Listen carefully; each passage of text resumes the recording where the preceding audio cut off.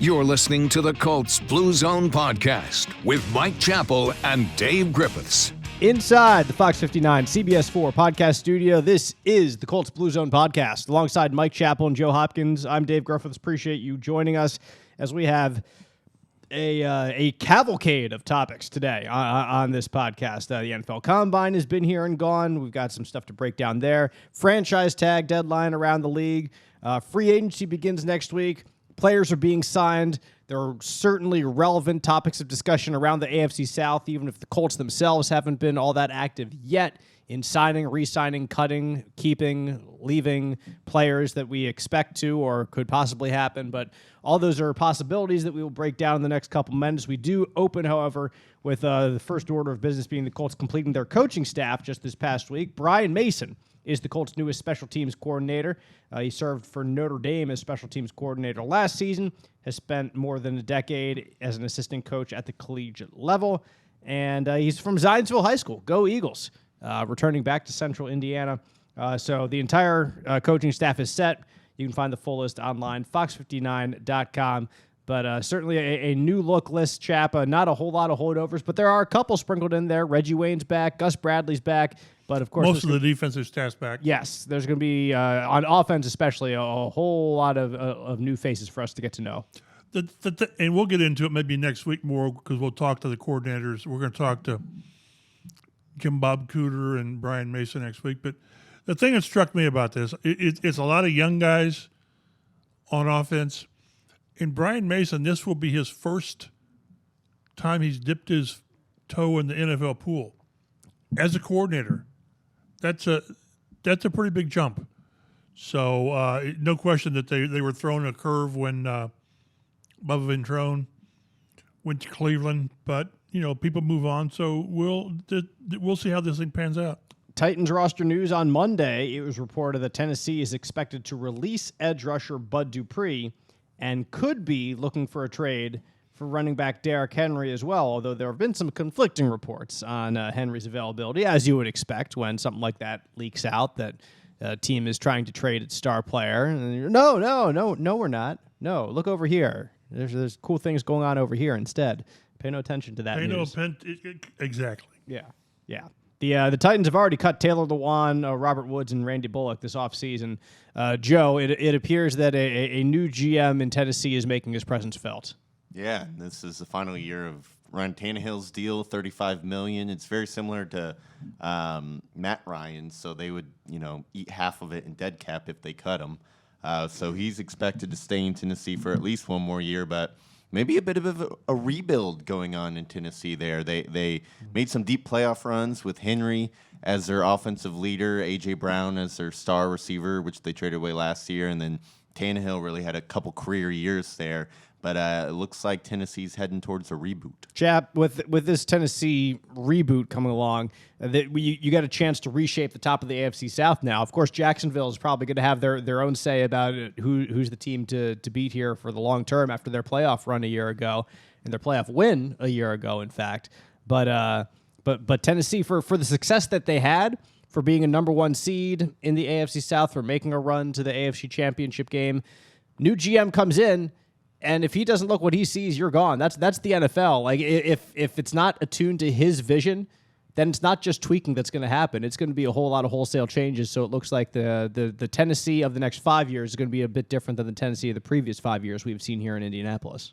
Yeah, and what's going to be interesting is I would think that also means a change in the approach of how you build a team. We could argue the Colts and the Titans have been built very similarly.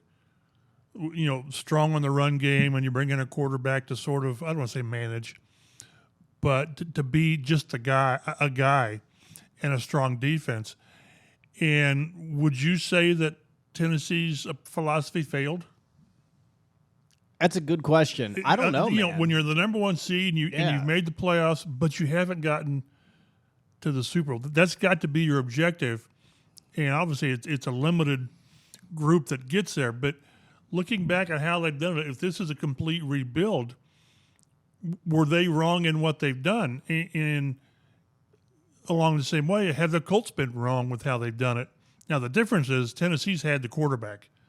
I've never been a Ryan Tannehill fan. but he's been pretty good. I'll grudgingly say that. But the Colts, the similar blueprint they've had has been marred by the quarterback.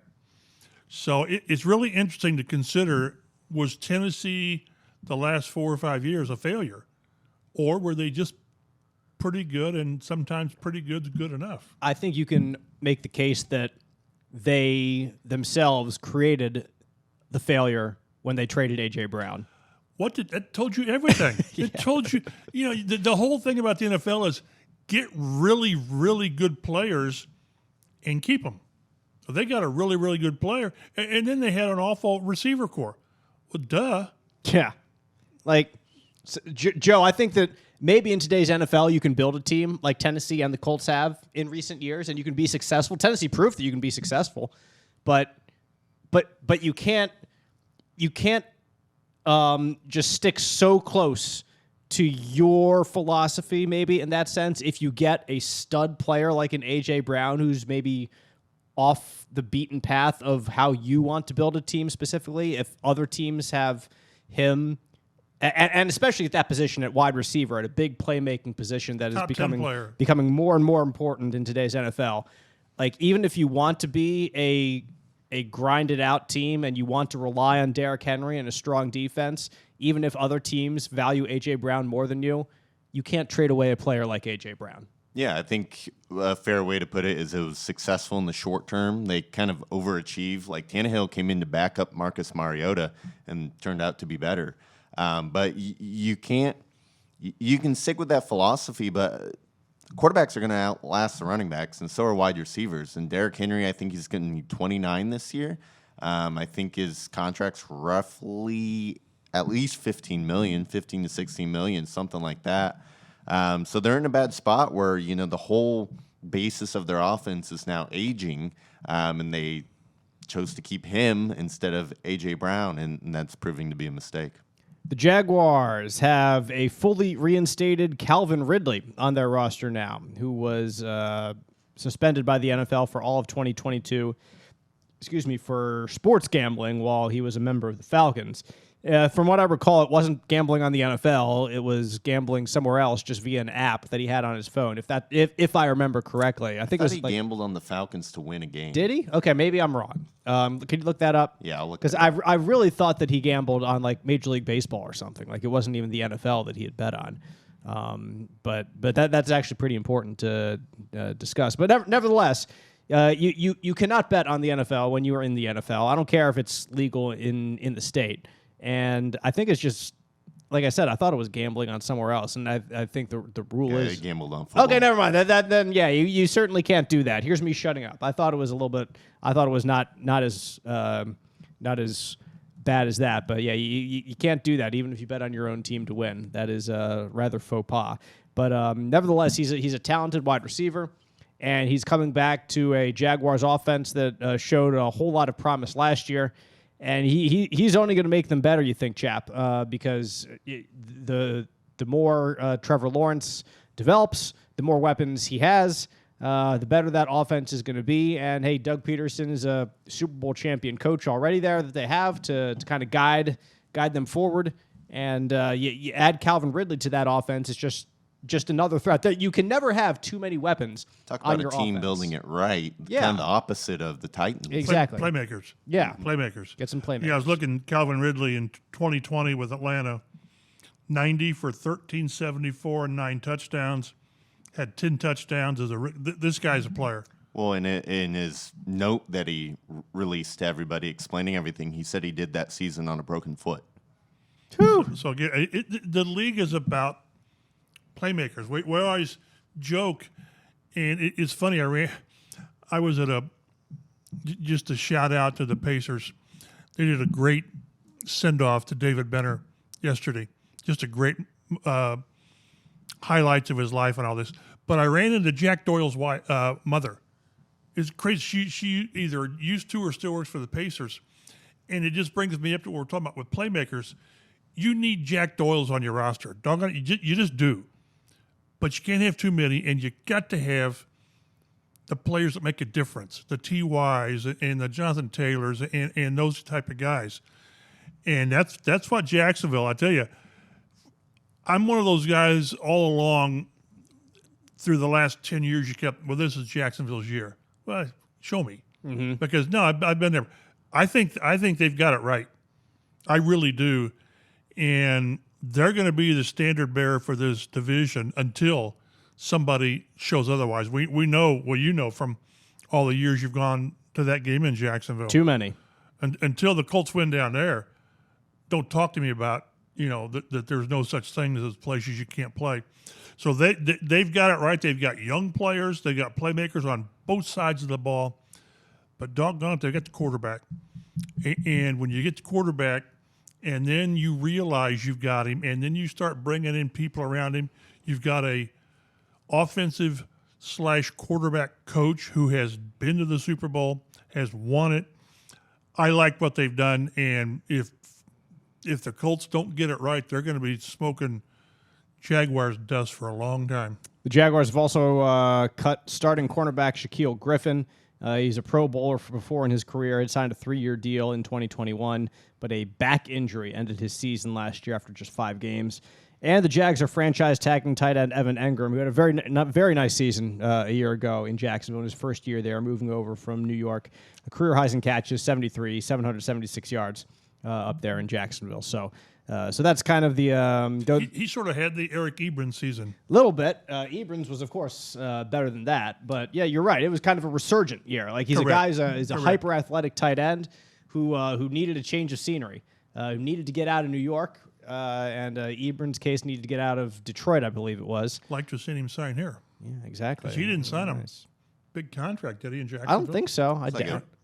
It was Devin Funch's contract. It was like a 1-year, $10 million prove-it deal. Well, there you go. And now he's got a franchise tag because they want to keep him there, but they couldn't agree to anything long-term yet. So other players who were franchise tagged across the NFL, defensive lineman Darren Payne of the Commanders, Saquon Barkley, running back for the Giants, Josh Jacobs, running back for the Raiders, running back Tony Pollard. A lot of running backs. There are. Nobody wants to give running backs long-term contracts. I was talking with somebody, and maybe it was on the radio the other day, and it would be the total worst thing the Colts could do. But imagine making Jonathan Taylor play out the rookie deal and then franchising him. Yep. And it would be totally the wrong thing to do.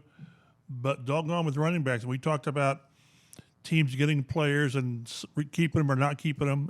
And one of these days we'll have a really good podcast on Michael Pittman or Jonathan Taylor. Mm-hmm. It's fascinating. You finally get some really good young talent, and the running back Taylor's probably their best player on the roster. You could say certainly their best offensive player. I would.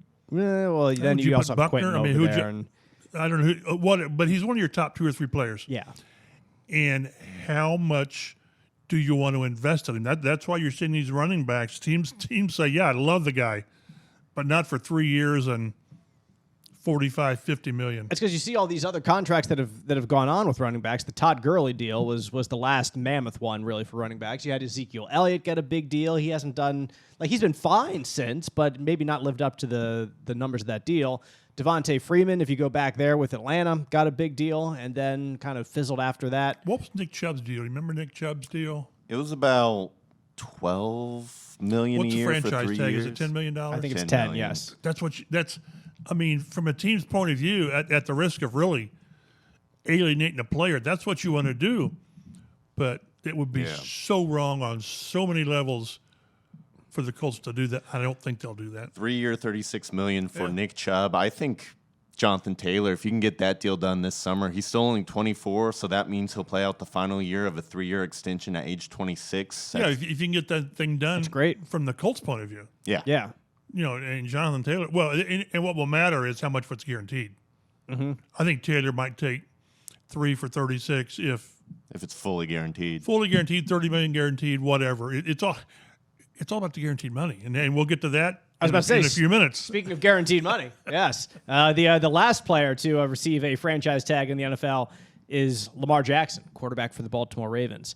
That tag is the non-exclusive franchise tag. So it's a $32 million deal basically for 1 year with Lamar Jackson, but exclusive was 40 something. 45 million. The exclusive, 40. exclusive number means he's yours. And you're going to sign him or he's going to not play. That's it. Or you don't sign him. Non-exclusive means Lamar Jackson can, this next week as free agency begins, head out and talk to other teams and work other deals with them. And if he comes to an agreement, you go back to the Ravens with that agreement, and they either have to match it, word for word, dollar for dollar, dollar for dollar, or Lamar Jackson goes to that other team, and that team sends 2 first-round picks back to the Baltimore Ravens. So Ravens wouldn't go off empty-handed if that's the case, but the wide-ranging speculation is that Lamar Jackson wants a much higher fully guaranteed deal, very similar to what Deshaun Watson got in Cleveland, which was a fully guaranteed contract, the likes of which we have never seen before in the NFL with a quarterback. And for Lamar Jackson to ask for that, while the last 2 seasons, he has not finished the season because he's been hurt, because he runs around like a madman and is a tremendous runner, the likes of which we have rarely seen before in the NFL. Like, you compare him to Michael Vick. Like, that's the level. He's a bigger Michael Vick. At. And he's elite at that. If you forget, just go back to the Colts game 2 years ago. And he was a good thrower in that game. Brought them back. Make a play. You brought that up again. Because I knew you were going to just say, make a play, make one stupid play. It was like 3 touchdowns, 3 two-point conversions. There was at least 2 of both of those. Anyway, we don't need to dive into that. Let's don't pick that scab off. No, but boy, the national reports indicate that several quarterback-needy teams are not going to pursue Jackson. That includes the Falcons, the Panthers, the Washington Commanders, and Miami, who's sticking with Tua Tagovailoa. Allegedly, exactly. You never believe anything anybody says this time of year. People lie now, and we were talking also that, like at the combine, all the stuff you hear, people lie. It's the misinformation season. Someone could go into the combine or now and tell you exactly what they're going to do, and I won't believe them. And don't believe them. Why would you? Now you're not. So, and I did see one of the national writers said, Atlanta said no, Washington no. Don't believe them. So it could still happen. And what the Jackson thing, I was surprised with the non-exclusive, because it tells you that Baltimore is willing to lose him. Yep. Because that's the $13 million, the $45 million, that in quarterback, that's what you pay for good. Like Daniel Jones just made 40. Exactly. So that it's just that they believe that no other team is going to give. What was the latest or the offer that the Ravens gave him? Was it $135 million guaranteed? Yeah, and I heard that was the previous summer. Right, before he got hurt. Yeah, again, before this past season. So they have to simply believe that no other team is going to give him Deshaun Watson level guarantees, and obviously Jackson has gambled that someone will. Right. So we'll see, and I just think it's really strange that a team would have, what is Jackson? Is he 26? Is that what you said? That they're willing to risk losing him. An NFL MVP at 26 years old. Right. Now I realize he's not done the playoff stuff and all that, and Peyton Manning the first 4 or 5 years didn't do the playoff thing very well. Right. So when you again, it's back to the old thing. When you get the guy, keep the guy. Well, they're willing to not keep the guy. And can you imagine? Yes, you get 2 first-round picks, and they could be good picks or they could be crappy picks. The major reset a franchise, the Ravens will do if they lose their quarterback. Mm-hmm. I'm not sure they are willing to lose him. I think this might be. Just fine. you can Let get the somewhere market else. decide what the contract's going to be. Right, and that's why a lot of teams don't like dealing with these offer sheets. You're doing their work for. Yeah, right. Now it may be a contract that you really don't like if you're the Ravens, but okay, it shows you what the market is. Now, if somebody fully guarantees it, then I doubt they do, because they've got to have. They're a lot like Chris Ballard. they're willing to pay, but to a point, and then generally they don't go past that point. So it's still a game of chicken. And let's say worst case scenario that no one signs him and he comes back on the franchise tag, the cheaper franchise tag. Does he show up? I mean, I don't know.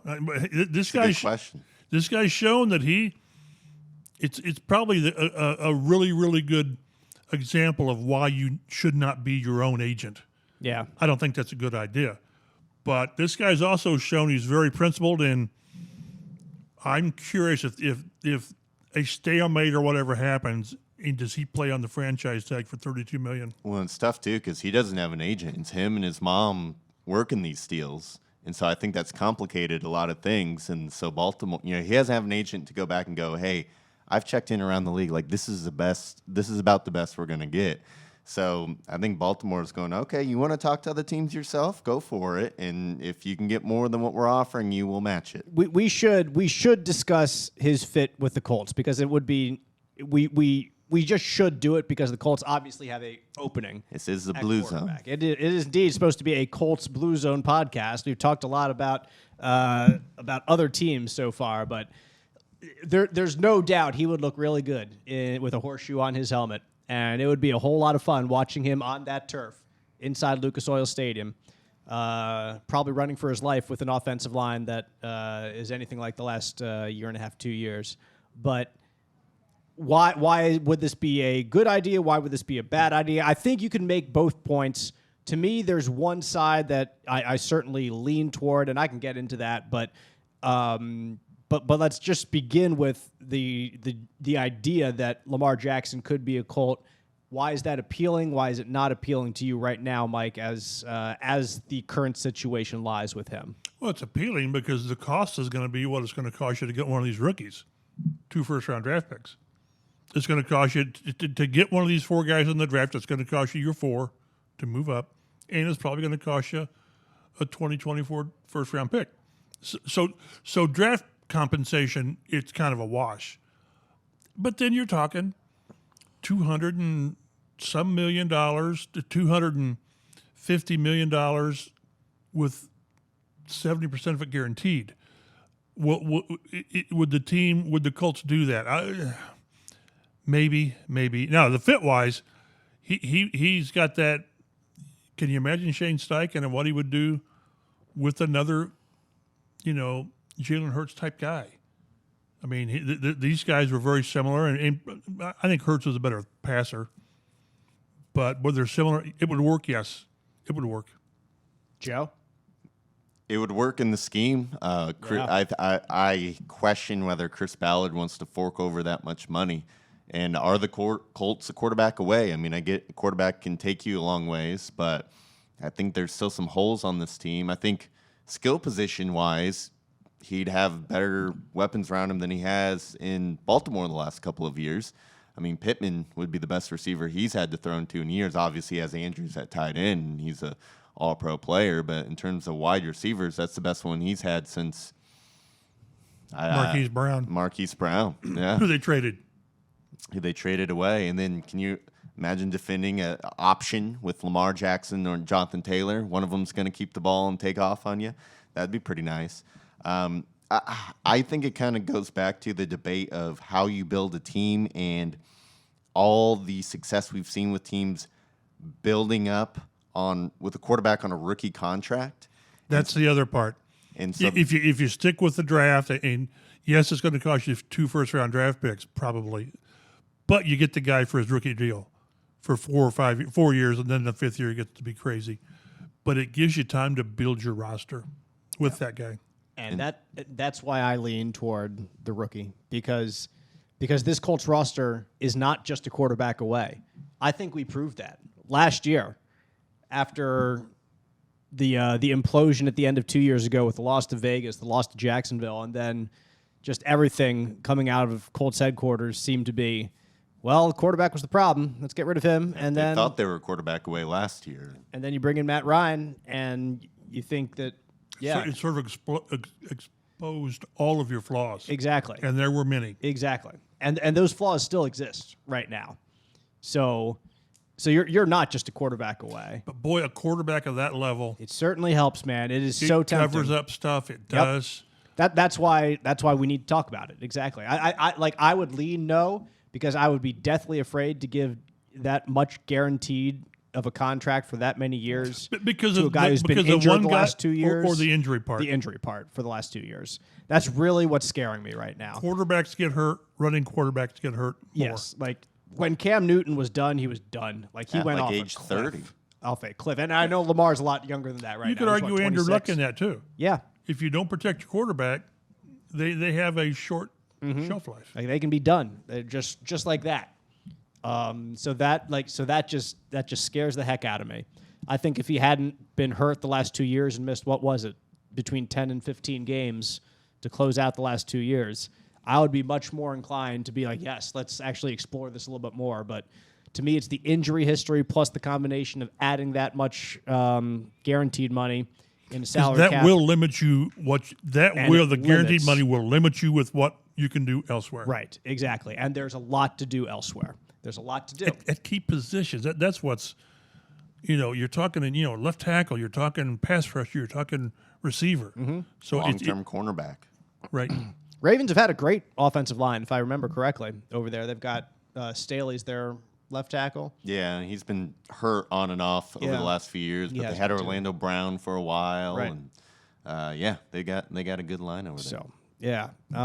So that's Fascinating. like I really think you can make the argument both ways. And if the Colts decide to go after him, even though I say no, probably not, I could get on board with it because I could you talk myself into it real quick. Yeah, you could talk yourself into Lamar Jackson. Yeah, that would be Because again, something it's one of those you can't get past the guaranteed money that locks you in for 4 or 5 years. But if he's the guy, maybe Chris Ballard would rather go down swinging with Lamar Jackson instead of one of these rookie guys. I've talked myself into Carson Wentz and Matt Ryan in back-to-back years. I can talk myself into Lamar Jackson. The other thing that I think a part of it, too, though, is look at the past few years in terms of quarterback trades, like the Russell Wilson disaster. Do teams think they can just drop a quarterback into a brand new atmosphere when there's so many moving parts to playing that position and have sudden success? Well, it worked for Tom Brady in Tampa. Will it work for the Jets and Aaron Rodgers? Aaron Rodgers to the Jets, maybe, perhaps. Looks like it's headed that way. Breaking news here on the Colts Blue Zone podcast. Yeah, it's just there's so many more examples of quarterbacks supposedly good quarterbacks changing teams and not playing up to the expectations than there are the Tom Brady's. So I think that factors in a little bit as well. Well, speaking of quarterbacks and their contracts, Derek Carr has signed with the New Orleans Saints 4 years, $150 million. $100 million, of that is guaranteed. Geno Smith re-signs with Seattle 3 years, $105 million. $40 million is guaranteed. And Daniel Jones re-signing with the Giants 4 years, Say the name $195 again. Daniel Jones re-signing with the Giants.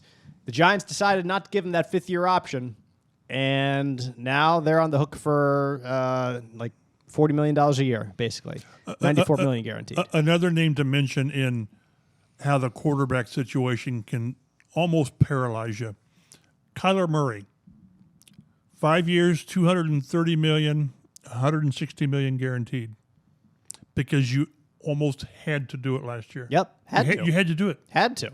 And to me, that's where the Giants were with Daniel Jones. Now, it's not that level, but when you get the guy, it's easy to say, no, we're going to go somewhere else. Well, where do you go for somewhere else? The Colts have tried that for 4 or 5 years. Mm-hmm. It's tough to go somewhere else. Especially the Giants, they pick in the 20s. Yeah. So that's the problem the Colts had before. What does Hancock Health's membership in the Mayo Clinic Care Network mean for you? It means our independent health network now has access to the knowledge and resources of the world leader in medicine. It means your Hancock Health doctor can now consult with Mayo Clinic specialists to confirm a diagnosis or treatment plan. And it means that together we're making health possible for you. Learn more about our new clinical collaboration at hancockregional.org/Mayo Clinic. Need new windows? Contact your hometown team today. Hometown Window and Doors are Central Indiana's premier, locally owned, full-service Anderson window dealer with master installers. From design to installation, the Hometown team handles it all. They carry unlimited options with competitive pricing. Call them direct to get 25% off your windows if you call within the next 60 days. Hometown Windows and Doors gives you all the perks of a national brand with a hometown feel. Visit them at hometownwindowteam.com today. Let's recap the Combine here in Indianapolis. Some impressive numbers, some better than expected numbers, and all four quarterbacks, the main guys, doing what they wanted to do, I think. Putting on a show. And for Bryce Young's standpoint, we knew he was going to be short, 5'10 and an eighth. I did not think he was going to top 200 pounds. He's at 204 pounds. I thought that was a great number for him to come in. Visited St. Elmo's. I was saying he's right? probably spent about 3 days at White Castle. There you go. Perfect. Hey, if that's the case, you get over 200 pounds, then you So shut at his back. pro day, he'll still be 5'10 and an eighth. He'll be 195. Right back down. Yeah, I thought that was a win. If he can stay around 200, I'm fine with that. I thought he kind of, with that, cemented himself as probably the number one quarterback. Yep, I think so too. That's at least how I felt. We'll see him throw at his pro day. He only had one pass batted down at the line of scrimmage per ESPN's Matt Miller this past year, in spite of being 5'10". But And an eighth. And an eighth. Excuse me. Got to include that eighth in Game there. of eighths. But yeah, so we'll see how he looks then. I doubt that he looks bad because everyone at their pro day looks good. That's just how it is.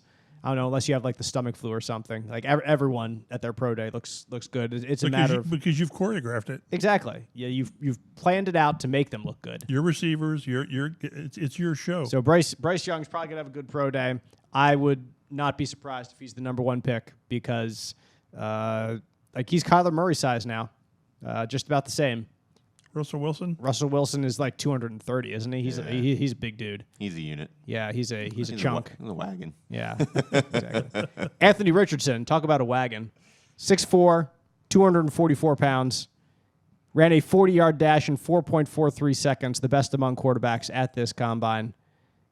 His vertical and broad jump were both combine records for the quarterback. And according to Daniel Jeremiah of the NFL Network, Joe, Richardson is now in play for the first pick. You go out and you put a show like that on, the numbers, the measurables are out of this world. So he's gonna intrigue somebody. There's no doubt about that. He's intrigued me. Yeah, exactly. He's kind of been my Joe boy Hopkins. for a while. Yeah, he scares the bejesus out of me. exactly. He's going to does. intrigue some people and scare others. That's it right there. This is the juxtaposition between you two. If you're Chris Ballard, are you betting your job on this?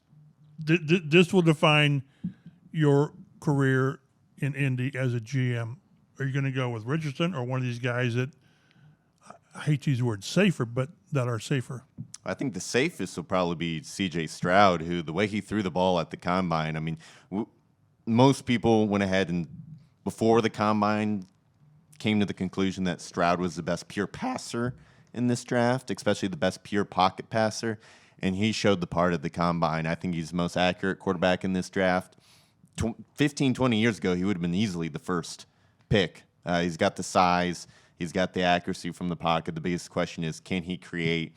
Got to work on the footwork a little bit. I've heard some complaints about he stays locked on to his first receiver a little too long. Well, when you have Marvin Harrison Jr., I probably would too. I would lock onto him too, yeah. Yeah. So I would honestly be happy with any of those three guys. I would be ecstatic about because I think they all have the traits to be very successful. The safest, though, is Stroud or Young. I think the Stroud has maybe not as much upside, but a higher floor than some of these other guys. why are you hating on Will Levis, Joe? What does he do best in this class? What is one thing that he does better than, like, you can't... I think that's really hard when Anthony Richardson's in this class, too. So take Anthony Richardson. If you're going on upside and athleticism, Richardson's your guy. Wasn't he a 58% passer in college? Yeah, exactly. 53 Richardson? or 58. Yeah, it was like 53. 53. I'm trying to get my 53. numbers Yeah. transposed. That's tough. That's tough. Because in the NFL, you've got to be 64, 65, and because it's so much about efficiency.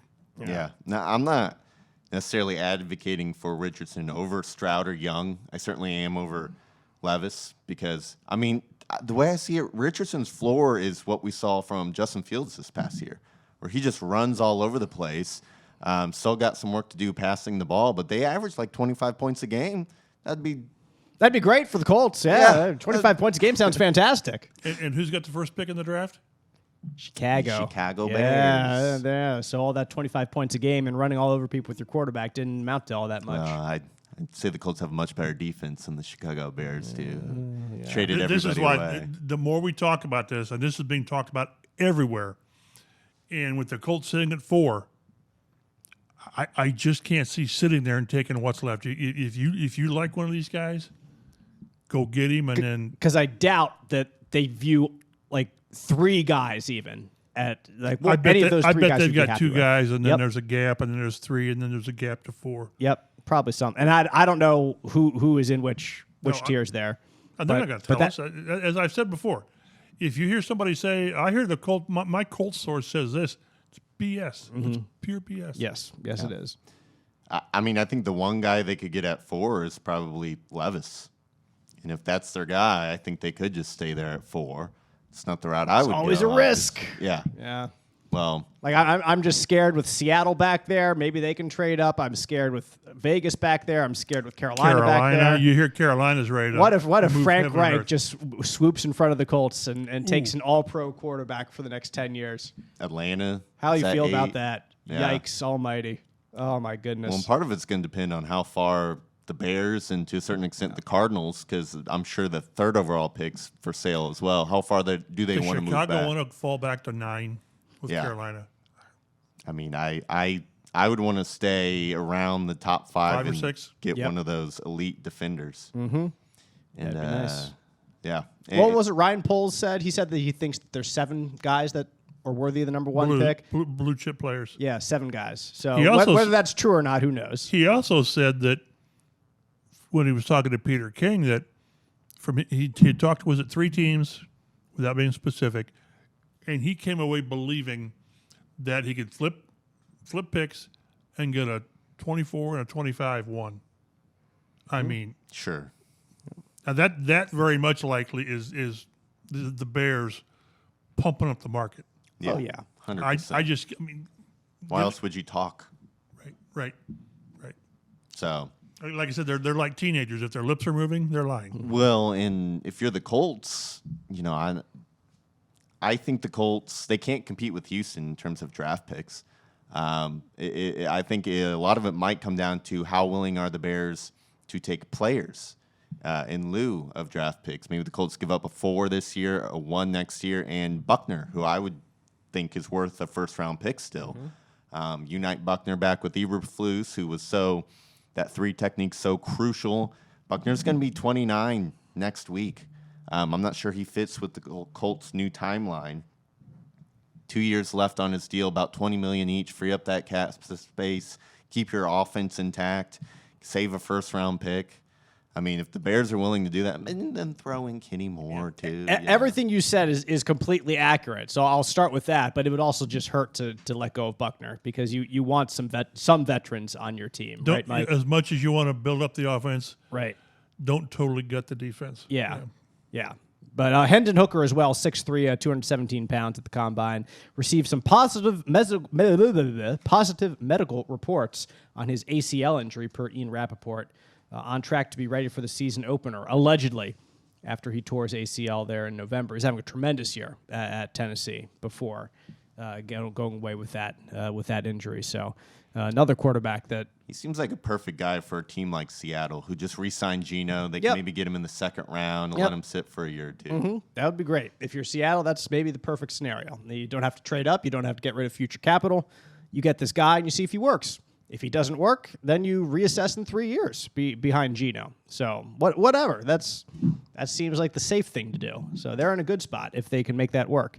Let's see. Other takeaways that Joe has from the combine. What'd you see out there that made you turn your head, perhaps? I mean, it was already expected to be a good defensive, edge rusher and cornerback class, and they lived up to expectations at the combine. Length, athleticism.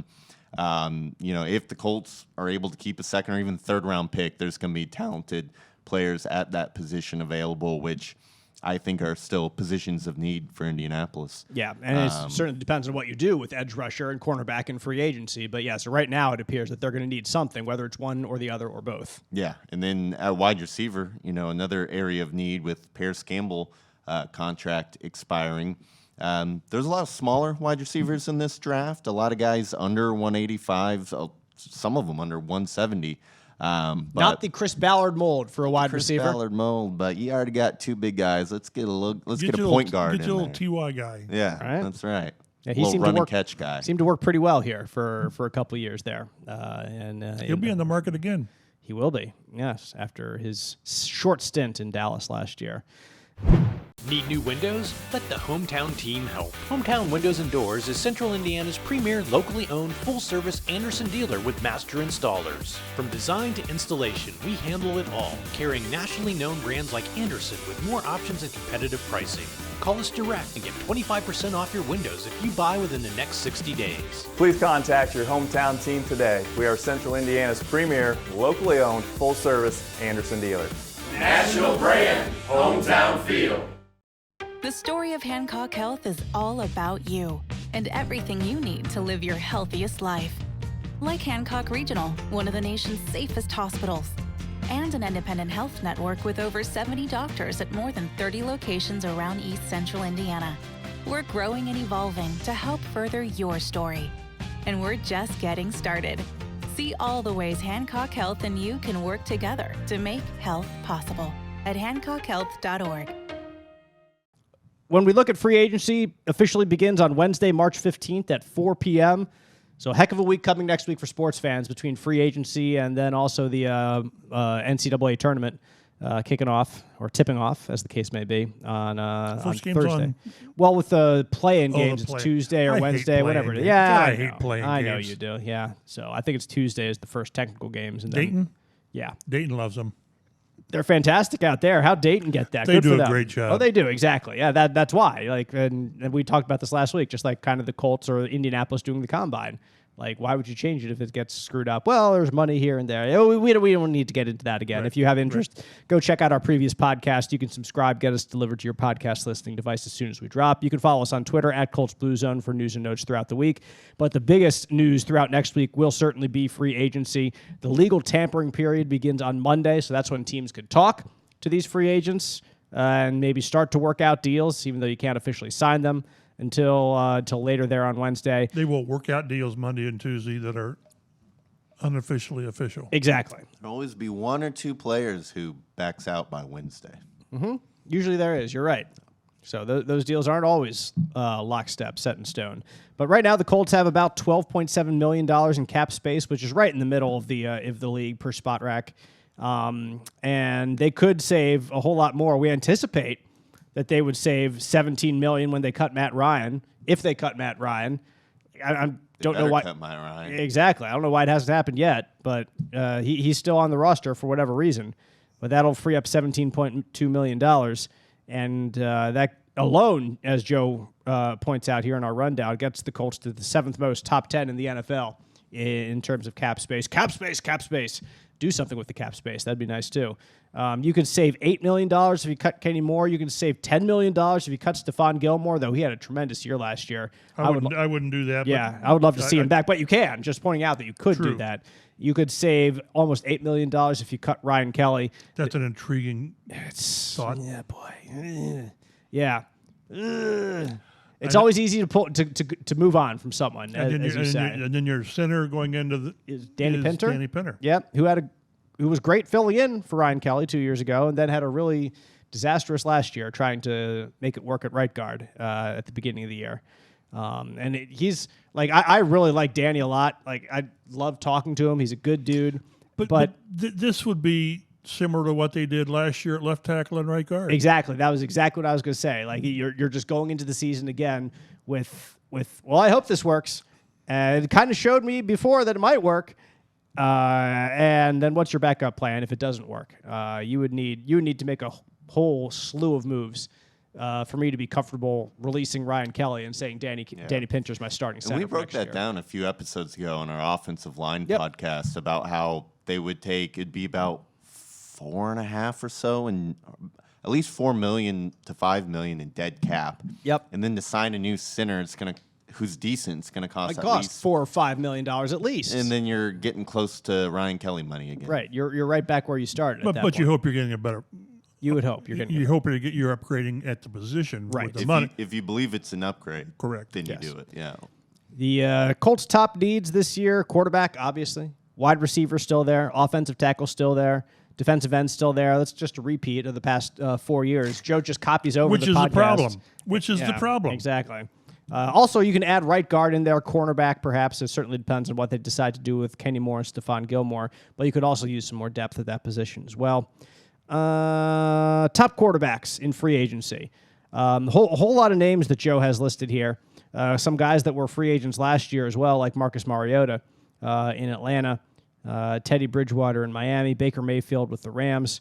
Jacoby Brissett, bring him back. PFF ranks him the 34th ranked free agent in this class, Chap. One of these guys is going to be here. You think so? Well, somebody's going to be here.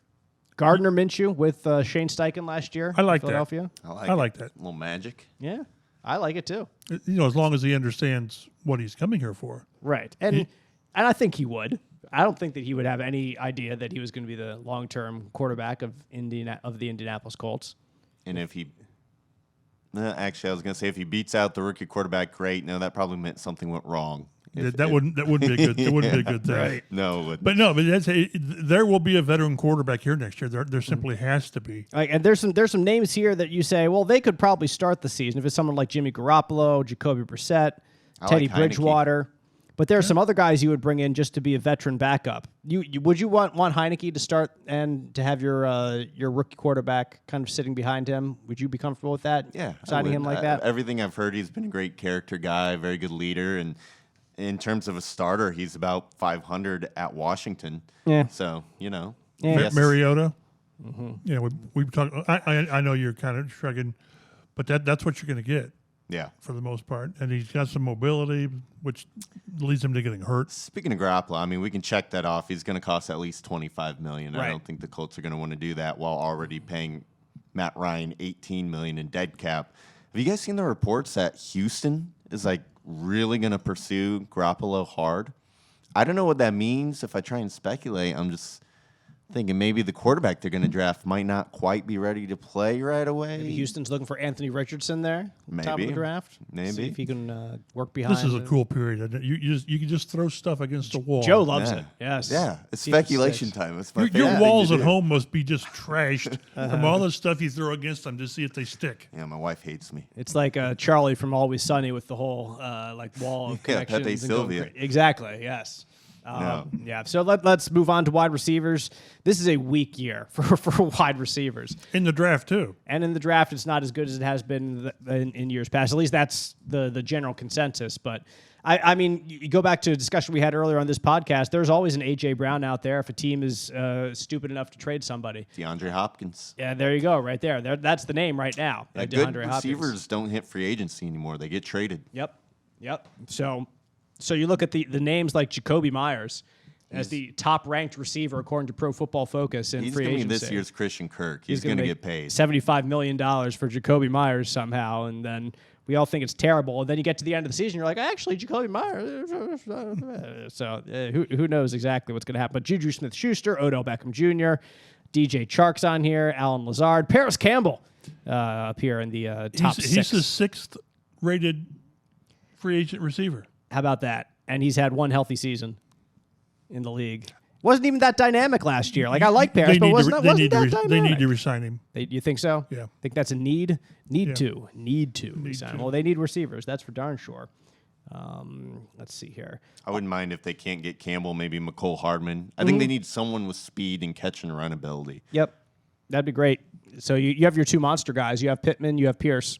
Get someone who can attack the middle of the field and kind of open it up that way. That'd be great. Offensive tackles, Orlando Brown Jr. will not be going back to Kansas City. A little surprised. I think we talked about a couple of weeks ago. We'd be surprised if that happened. That has happened. So no. At least not on the franchise tag. Exactly, no franchise tag. Maybe he gets re-signed by them eventually. But so he's a pretty darn good player. Mike McGlinchey's a right guard or right tackle really over for San Francisco. Or at least he has been years past. Juwan Taylor was too with Jacksonville. A couple good right tackles in this list. They're guys who have been successful at right tackle in the past. You go down, you see Taylor Lewan from Tennessee. I think he wants to start if he comes back. Yeah, exactly. So that's why, like, Colts are the looking Colts, for a swing tackle. Yes, exactly. They're not looking for, but should they? Should they be looking for someone to challenge Bernhard Raimann a little bit more? I don't know what Taylor Wan's going to find in free agency. Maybe the Colts are the best option for him to be here and to be to challenge him for that. If the money's right, I wouldn't mind it. I wouldn't mind it either. He's been hurt a couple times. I don't know if he's going to necessarily get all that much success. But again, the Colts kind of tried to swing with an injured tackle 2 years ago with Eric Fisher, and that didn't work out so well. One guy who's newly available since we talked about offensive lineman, Donovan Smith, who's been the left tackle for several years with Tampa Bay. He was released. He's now available. Didn't have his best year last year. Tons of penalties. But a guy who I think could very well challenge Raimann and, if not, be a pretty good swing tackle. You know, someone who's been starting for a long time. All of a sudden being your backup's not a bad idea in my mind. You need something in Chap. I think you need competition on the offensive line most of all. If you're going to go in with we're set here, like you can go in with an idea of what you want on your starting line, but if you go in with just what it was last year when there's just no competition for who's going to be out front, then that could spell trouble again like it did last season. And that was so out of a character for these guys last year to do that because they've always harped on it. And go back when they brought Fisher in. They still had, who was it, Sam Tevy and Julian Davenport. Yep. Maybe a third guy. Guys who were starting the year before in the NFL. So they're, it didn't pan out with those guys, but you thought that they might, and there was competition. Well, last year there was no competition. None. And that was just so unlike those guys, and I think that's maybe one thing and we talked to Chris Ballard, and he sort of said, yeah, we've got to have competition. And Bernhard Raimann needs competition, and you just hope like heck that he beats that guy out, and then the guy he beats out is your swing tackle. Guards right now on the free agent market, Isaac Seumalo from Philadelphia, former home to Shane Steichen, newest coach of the... I have trouble spelling his name, so I'm not sure I'm in favor of Yeah, him. exactly. We're going to move on. How about Ben Powers? That's a little bit easier. I can spell that one. Yeah, Nate Davis. Yeah, Nate Davis. Perfect. All those things. So there's a couple names out there, a couple players that have been starting in the NFL here in the top 100 list of Pro Football Focus as free agents. You don't think that they're not going to pay for a guard, though? They're not going to pay good money for a guard. I just don't think so. You think they would draft one? What's good money? No, I don't. That's a good question, dude. No, I don't think they'll draft. I just think they're going to try to find, the way they got Glowinski. Was that waivers? I think it was waivers, from Seattle or and something. then they re-signed him. So I think I think that's a position because of everything else that they're going to try to find another Glowinski type guy. Chris Reed was a trade, wasn't he? With Carolina, I think it might have been a signing. But okay, I just think that's the way you try to get the right guard. Now I'm not just saying get a Joe Bag of Donuts type of guy, but get a guy that can play, but at a good price and make that again the spot that. Because of all the investments elsewhere, right guard sort of has to be the cheaper guy, along with left tackle, because Raimann's on the rookie deal. I agree with that. I mean, I wouldn't have a problem spending up to maybe like $7 million a year. Right. I wouldn't go double figures on it. Yeah, exactly. But I do think that's the one position in free agency where they need to find a starter. Like we're talking about swing backup tackles. Maybe a rotational defensive end because you can't afford guards cheap enough. They can find a solid starting guard for maybe $5 to $8 million a year. Right, I'm all for that. Some top defensive ends in this year's free agency. Marcus Davenport of New Orleans kind of tops the list up there. Jadeveon Clowney as well. Every year, Jadeveon Clowney up there. He cashes in every year. He's going to retire, and you're going to say, whatever happened to him? Why didn't he ever max out what he could do? Now, like you said, contract-wise, he's going to be a Hall of Famer, financially. But in the business aspect of the NFL. You just wonder why you never got more out of Clowney. Mm-hmm. He's never been in this locker room, so I find it hard to judge, hard to answer that question. Yeah, but it's a good question to ask. Unique Ngakwe's on this list, and with Gus Bradley returning to Indianapolis, it increases the chance of him returning. Very much so. So he's been tremendous under Gus Bradley in his career, as we have spelled out on this podcast before. But what's it going to cost? Exactly. What's it going to cost? That's what it's all about for agency. But I think, like, you can say, how many sacks did he have last year? 8.5, 9.5? 9.5 sacks last year. Like you can whine all you want about the timing of those sacks, and we didn't come have, with and the I most, have. Exactly. I use that term lovingly. You can whine about it if you want, but at the same time, when was the last time a Colts, like a guy that you wanted to keep, had 9.5 sacks? Like, you had Justin Houston a couple years ago, then you let him go. Buckner a couple years Buckner ago. years ago. That's Buckner. Yeah, exactly. You love it. You love to have his sacks, but And if you like, don't don't whine about the number of sacks. Is my point. Like, he had 9.5 sacks. That's pretty darn the good. sacks we're whining about. Yeah, It's exactly. everything else. There's a reason he had 9.5 sacks, and he's still only the 61st ranked player on PFF. Well, and the thing is, if you don't re-sign him, then who?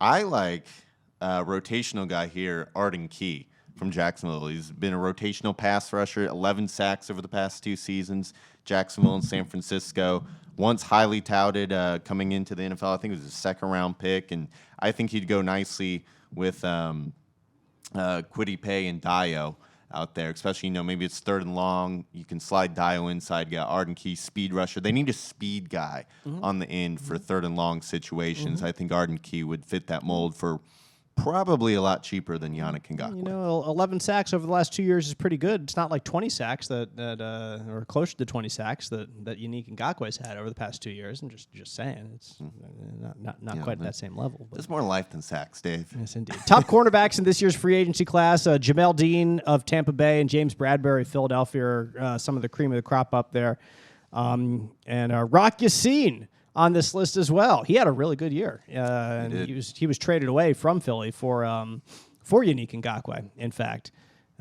So Lock Ya-Sin on this list as well. Patrick Peterson. How old is Patrick Peterson? Is he 47? But he's probably still faster than half the cornerbacks in the league. Jonathan Jones of New England, Marcus Peters of Baltimore.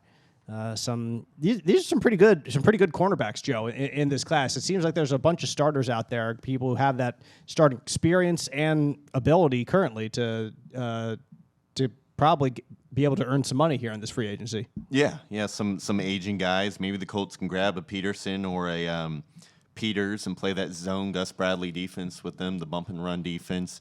Have Gilmore on the opposite side. Probably have the oldest cornerback tandem in the league. Might be. But, there's I don't think the Colts are going to swing for a long-term answer like Jamal Dean at cornerback right now. I think that's a position you look towards in the draft. So right now you got Stephon Gilmore on one side if the Colts do bring him back, which we anticipate they do. He had a pretty darn good year last year. You would save $10 million, as we stated earlier, if you cut him, but... Then you need 2 corners. Exactly. Well, yeah, exactly. That'd be the thing. You figure a branded face on. Yeah. So that's your other position out there. You've got Isaiah Rodgers, obviously, who's here. You've got Dallas Flowers going into his second year, who got very, very limited defensive snaps, but was pretty darn good special teams, really good returner. So he can run. He can run fast. I'll say that for him. And so. Whoever it is, it'll probably have us complaining that Isaiah Rodgers isn't playing more again.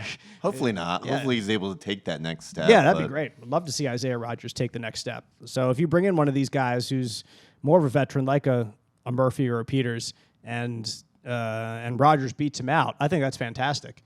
And we'll see what Rodgers can do more in a full-time role there. You need 3 to 4 anyway. I was about to say, if you let Kenny Moore go, if you cut him, 4. Then you need really, 4. I mean, you almost need 4. Then you need a slot. You need a slot corner in the NFL because there are dangerous slot receivers out there in the league, and it is a different skill. It just is. Like, it's similar, but it is a different skill to be a good slot corner. That's why they need some of these guys they've got coming back to really step up, and you say maybe if they can re-sign a couple of their own, the Ngakoue's and Paris Campbell, then maybe you're more, although Ngakoue's going to cost you, 13 minimum. Yep. Yeah. Minimum.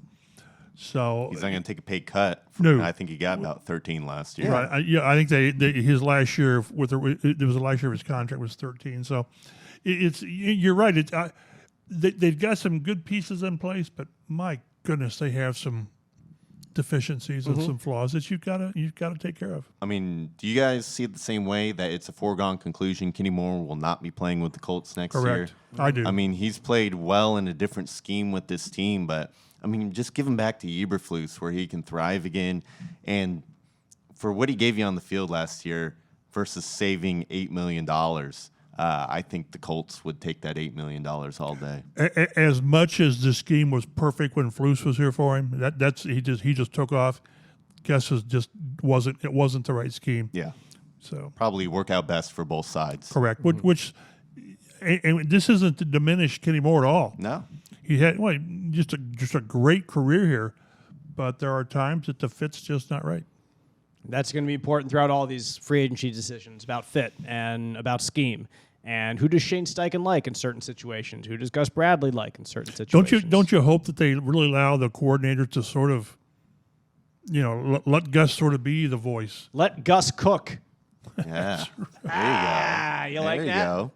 I do like that. No, because, that defense was cooking for the first 2/3 of the year last year. Yeah, And then it flat completely wore ran out of down. gas. It got hurt and it wore down But- from carrying an awful offense. Defense is not my priority going into the offseason if I'm the Colts. I'm trying to build up as much as I can, everything on that offense, to give whoever the new quarterback is the best chance of success. The chances are very good you're not going to be a playoff team next year. Right. Yeah. So I wouldn't mind chipping off a piece or two of that defense if it means you're going to either get the quarterback you want or better your offense. Lots of important decisions coming over the next week in free agency, and then, of course, over the next month and a half when we finally get to the NFL draft. We'll cover it all for you right here. They stay at 4 and take a defensive end. Oh, dear Lord, Chap. Don't even speak Hendon that into Hooker in the existence. second round. Yeah, right. Goodness gracious. Stetson Bennett in the 4th round. Your They newest would need name. extra security at West 56th Street if they don't take a quarterback, I- whomever it is. I think Jim Irsay might attack Chris Ballard. Well, it could be internal, couldn't it? Yeah, exactly. I need, That's when help from inside. they'll tell Jim Irsay, why don't you go down and see what they got at the buffet, and we're going to ready to make this pick, and he'll slip in. He said that Alabama guy looks good. They thought he meant Will Anderson. He never mentioned his name. No, he didn't. It's a whole smoke screen. Smart guy. Yeah, that Jimmy pulling the wool over our eyes. Before we go, if you had to bet right now, who are the Colts taking at quarterback? C.J. Stroud. Stroud. He's been a popular pick that I've seen in a lot of people lately. Because I don't think I don't think they can get to 1. I don't think they can get to 1. Yep, exactly. I don't. So they get to 2 or 3. 2. They Bears trade twice. They go to 2 and take Stroud. Boy, they'll get a boatload for that. But I think Houston goes to 1. Colts go to 2, and then Carolina goes to 3. I think that'd work out best for the Colts. I think if Houston stays at 2 and someone else, then they're fighting with someone else Carolina to get jumps to up number 1. something like that. Yeah. Now, if somebody other than Houston or the Colts go to 1, Colts are in trouble. Then they got to Exactly. go to 3. Then they got to go to 3 exactly. to get Anthony Richardson. Right. Quarterback's probably going to go 1, 2, 3. Well, we'll see what happens.